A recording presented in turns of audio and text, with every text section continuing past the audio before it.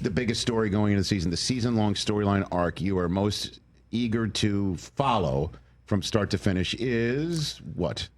Well, it's a little basic, but I do want to see the Eagles, the way they surged down the stretch and had a historic close defensively. And it's a bit of a recurring, Mark would call it a bit, but I call it more like I'm somehow still not sold on Nick Sirianni and whether the team will have staying power as a defending champion. So I know a lot of people have them ticketed to remain a superpower. I'm curious if that team is able to run it back, because not many teams have been able to run it back outside the Patriots in the last 25 years. I'm curious to know if you're calling that not believing in Sirianni yet a bit, because it sounds so absurd on its face. That would be the reason. Okay, that would be the reason. It just can't be real. It's what you're and it goes on and on. There's multiple chapters to this and angles, and yes, to me it's a bit. Yes. For me, the other team in the NFC that I think has been widely, I'm not saying overpraised, because I believe in the organization, the coach, the GM, and a lot of the players, but the Niners, this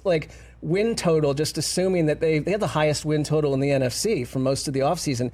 How did we get there? I collectively love Shanahan and believe in them, but I'm interested to see who they actually are with the injuries. They've got a lot of new players, a bunch of new guys on defense. Does it carry over, or does some of the chaos from last season continue? Yeah, out in the desert, for instance, they have them ticketed to win, potentially 11 games. They're setting that number right around there. And I know their schedule is easy, but yeah, they've lost players and they're coming off a tough run. And sometimes you wonder if, a team like the Niners, if they had the window was open, and it was open, and they got so close, did it close or not? That's a good one, Ceci. I'm very excited to see what the Niners do too. So your season-long storyline arc that you're interested in is the Niners? Yes. Okay. I want to see what happens, because it's like this. You're right. It's like a team that had this window. You just signed your quarterback. Where does this go? Are you actually a superpower in the NFC, or is this a mirage? We had Jordan Rodriguez. That win total 10.5, by the way, 49ers. 10.5, yeah. We had Jordan Rodriguez from The Athletic, who's awesome, on our show this week. And, we were just talking about Shanahan and her being at camp and just the demeanor and the energy around him and how he's such a figure of massive respect in the league. He's just missing that chip. That's the one thing that separates him from being potentially an iconic coach of this era. So let's see if he can do it. I think Stafford's back. If we get the green light there, Rams are the class of that division. Period. I understand the Niners have names that I adore: McCaffrey and Kittle, and obviously Trent Williams when healthy. Defensively, they still have Bosa and Warner, and they got Salah back, which is a secret sauce that I think they, Niner fans have been very vocal about them having been missed significantly defensively. But the Rams are younger. The Rams are last year showed what they can do. The Rams gave the Eagles their toughest punch of the playoffs last year. Yep. I know the sentimentality, rightfully so, surrounding Cooper Kupp.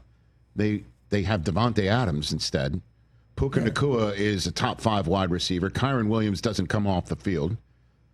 I mean, right? The Rams are not the class of the NFC West. I can see that they are, but Stafford's back feels like one of the biggest X factors heading into the season. How long will it last? He's had these injuries before. Yes. I think that's kind of cross your fingers that he survives the first major 7 hits he takes from behemoth type individuals. You're a skeptic. No. I'm seeing you, Dan. You're shaking your head. No, I'm Do you not know whose house it is? I am. Yes, Rams it is. house. I understand that, but they make that very clear. We're also very clear. In case anyone's wondering, the owner of the domicile.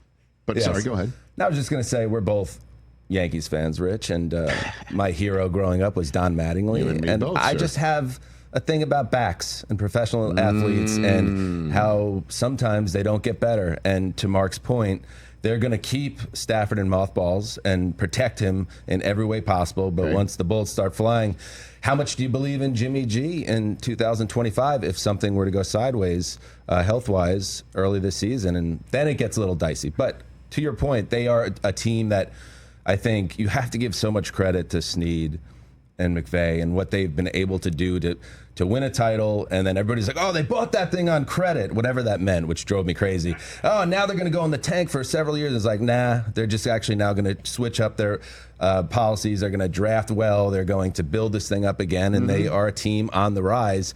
It is the quarterback and his health that really is the only thing that has me as a skeptic. Catch the Rich Eisen Show live weekdays from 12 to 3 p.m. Eastern on Roku Sports Channel in the U.S.